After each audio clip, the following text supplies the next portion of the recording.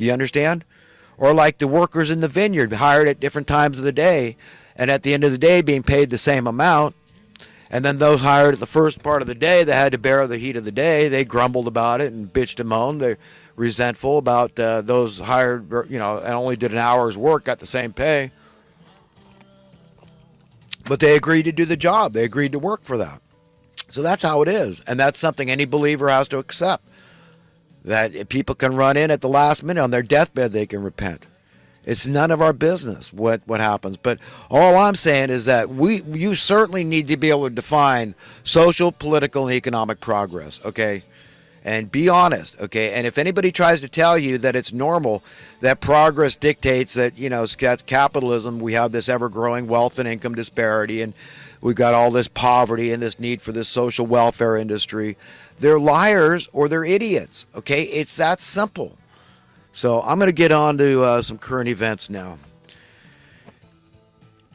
I don't want to spend too long on this NFL thing because to me, like I explained earlier, the devil being in the details.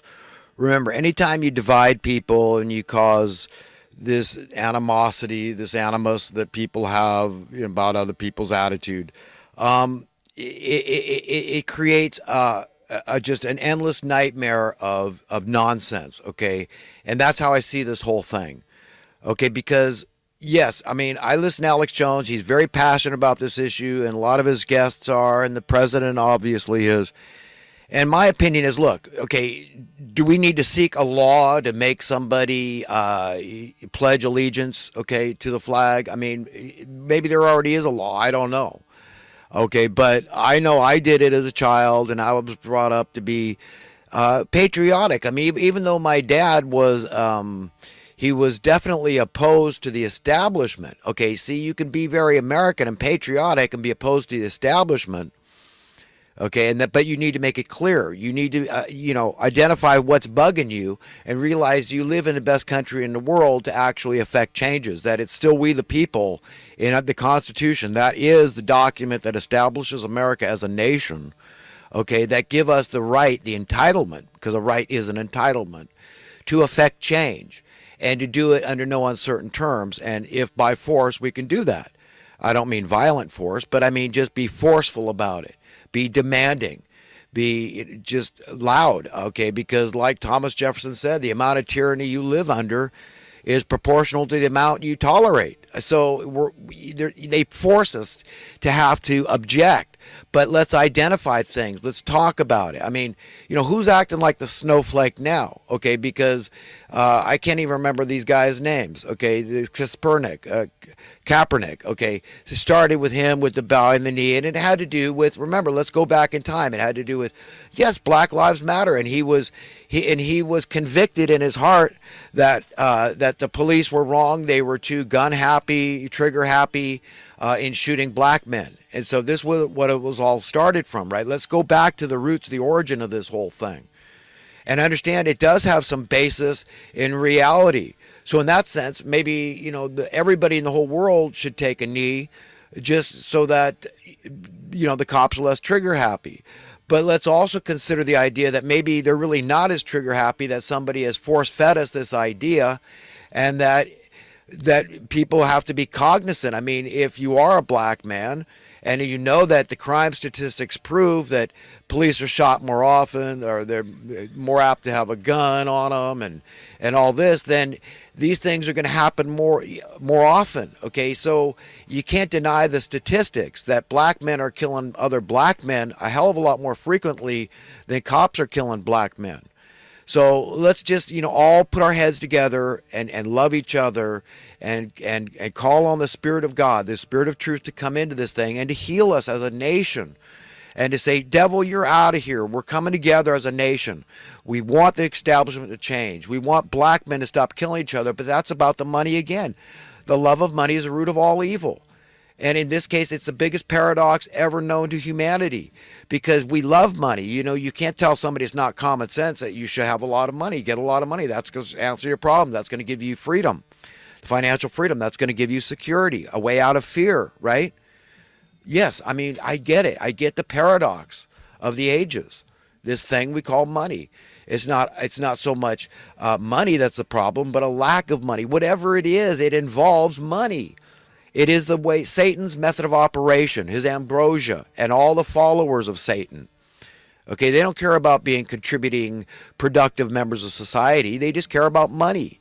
Just keeping others enslaved. Let them do it. I'll wear my fancy suits and have my well manicured nails and live my highfalutin lifestyle and try my best to ignore my conscience and divorce myself from regular commoners, everyday people, humanity at large, society at large. That they're better. Like we're all brute beasts, just there to serve them. They're these elitist hypocrites, and they're sick, twisted individuals that are going to hell. They're on the path, and I have an obligation to tell them, and also tell them I'm your best friend. I'm warning you. I'm the watchman on the wall, the tower that's saying, look, I don't want your blood on my head or on my hands. So I got to tell you. But it's the money that's the root of all the problem. These black men killing each other. You think if they were born with a silver spoon in their mouth, they'd be acting like this? Am I making a good point here or not?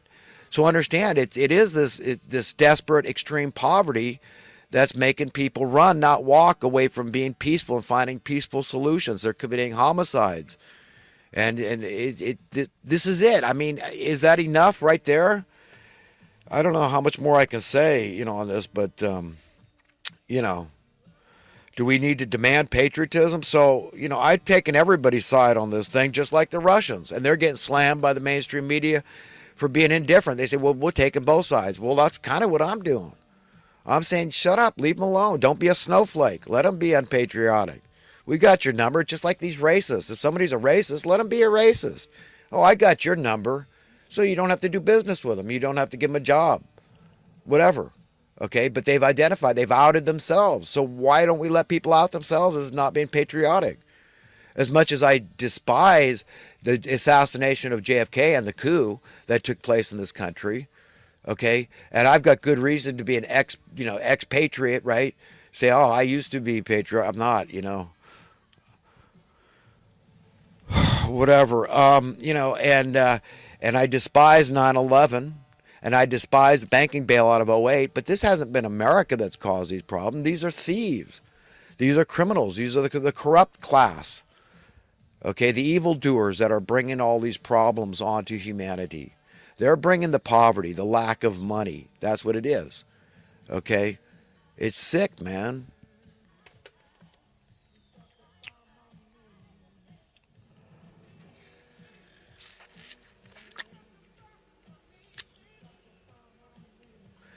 And the news, they've been spending 30% of the time talking about this thing, this dissent from patriotism.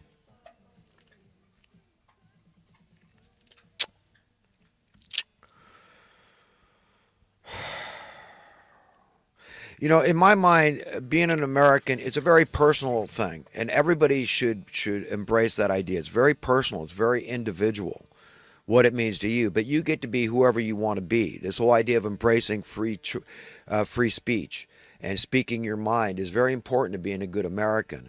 So it's more an embracing of a spirit. And I tell people all the time that, look, I don't care where you live in the whole world, you can still be a good American by cherishing the values that we cherish as Americans. This idea of being born equal, having equal rights under the law, these divine God-given rights that are inalienable, and they supersede any laws of men. This is very important idea, that it's about we the people, not we some of the people, but we all the people. We had a Sudanese immigrant shooter in a church that killed somebody, immigrant. Hugh Hefner died at 91. Don't have much to say about that. Let's see. Locally here, we got these people in Oroville, the county seat of Butte County, California, bitching about the homeless. And this, again, is blaming the effect of the problem rather than the causers of the problem. On RFID chips, if you've had a chip installed, then the best advice I can give you is have it removed, okay? Because this is looking more and more like the Bible prophecy of the mark of the beast. Okay, this idea that you won't be able to buy or sell eventually. That's how they roll it out. They roll it out as just a benefit, and then eventually, if you don't have one, then it's going to be a drawback.